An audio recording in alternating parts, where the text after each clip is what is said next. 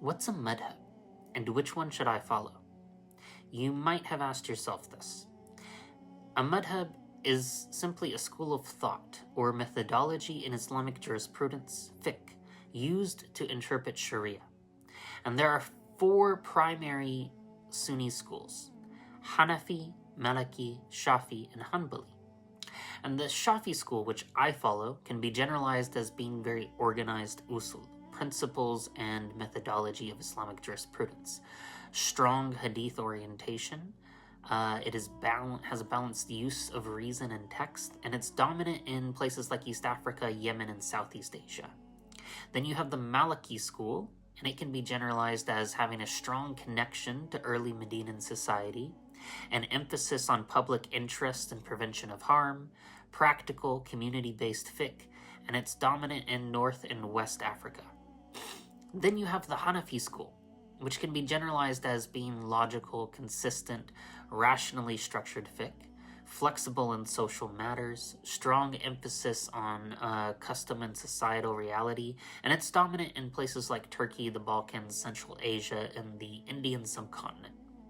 Then you have the Hanbali school, which can be generalized as very conservative in methodology, strong attachment to early generations, very literalist tendencies, and it's dominant in parts of the Arabian Peninsula. So why do differences exist? Well, all four schools rely on the Quran and the Sunnah. They all utilize the methods of the early generations. They are all accepted by scholars, and they differ primarily in methodology, not in contradicting revelation. So we see that differences arise for a few reasons. One could be variations in hadith evaluation, linguistic interpretations, historical contexts and environments, different companions' methods adopted, or different rules for resolving conflicts and evidence. And ultimately, Allah has allowed differences of opinion in these matters as a mercy to this ummah.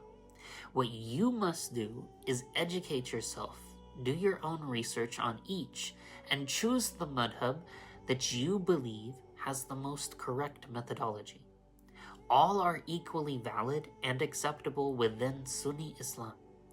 Choosing to follow a single madhab will enable you to more consistently practice your Islam without confusion. And if you're totally unsure, even after researching on your own, I would recommend just following whatever the majority at your local masjid follows, inshallah.